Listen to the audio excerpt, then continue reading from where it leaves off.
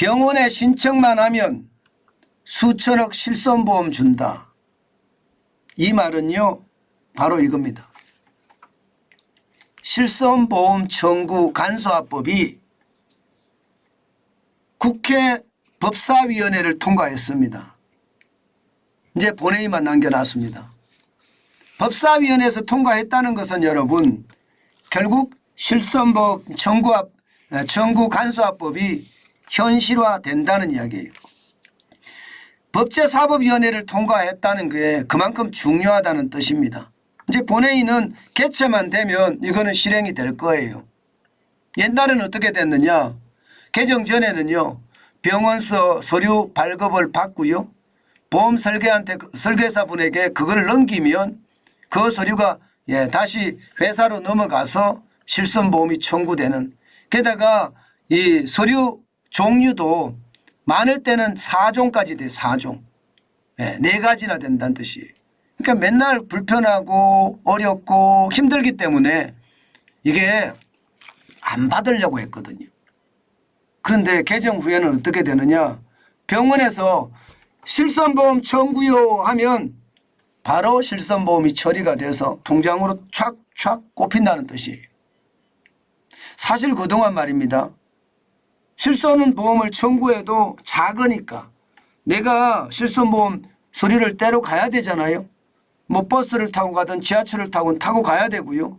또 내려서 실손보험 서류를 떼야 돼요. 그러면 그 돈이 비싸서 청구 안 하는 경우도 많거든요. 배보다 배꼽이 크니까. 그런데 지금은 달라진 거죠. 저만 하더라도요. 저는 실손보험을 이제 부모님 든 것도 있고요. 제 거 든 것도 있는데 뭐 그거 계속 저도 못 받은 게 많거든요. 이게 불편하니까 서류를 계속 떼야 되고 또 불편하니까 안 쓰게 돼요. 그런데 이게 이제는 불편한 게 해소가 된다고 하니까 아마 될 겁니다. 이렇게 되면 여러분 1년에 말입니다.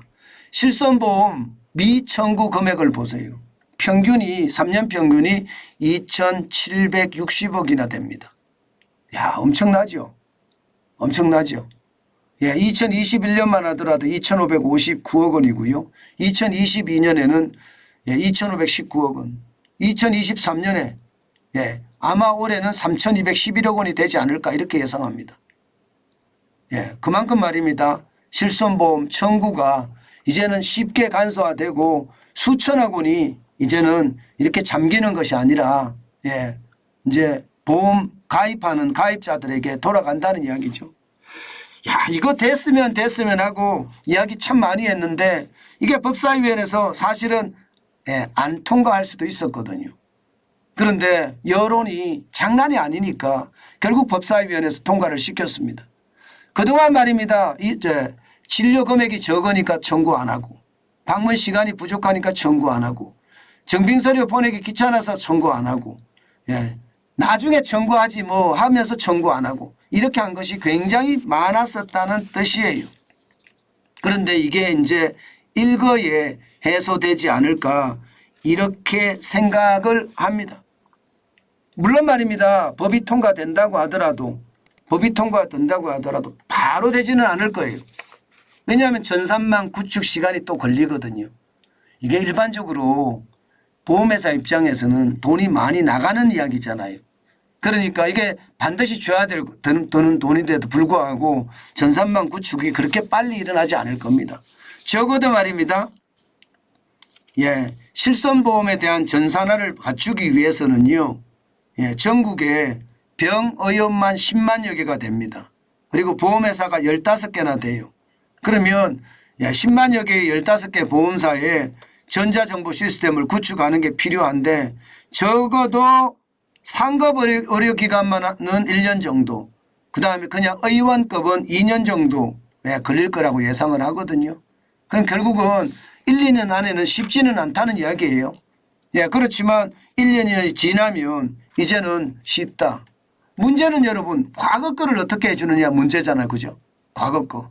과거 거도 저는 청구가 안 된 거는 병원에 전화만 하면 소급돼서 다 해줘야 된다고 생각을 합니다. 현재까지는 그렇게 나오는 모양새 같아요. 현재까지는. 그리고 말입니다. 이게 본인이 직접 가야 되는 게 보험사들이 대부분이거든요. 본인이 직접 안 가면 이게 통장으로 안 꽂히는 경우가 많은데 예, 본인이 직접 안 가더라도 쉽게 아니 내가 낸 보험 내가 받는 건데 왜 어렵게 하느냐. 저는 그런 생각이 기본적으로 가지고 있습니다. 아마 앞으로는 실손보험 청구가 굉장히 간소화되고 좀 편하게 되지 않겠느냐. 뭐 이런 생각도 해보네요. 다행이죠. 그죠? 다행. 저도 다행이라고 생각이 듭니다. 그만큼 세상이 좋아진다는 이야기죠. 예. 이런 게 진짜 국민을 위한 일이거든요. 국회가 바로 이런 걸 해야 되는 거예요. 그래야지 나라가 더 안정적이고 좋아질 텐데 참 국회가 딴 일을 하고 있다는 게 답답하죠. 예. 요즘 보면 정치 지도자도 지도자인데 지도자 같지가 않다는 것, 지동자 같다는 것, 그게 문제죠. 예. 그런데 모처럼 말입니다. 일 같은 일을 하는 것 같다. 그런 생각이 들었습니다.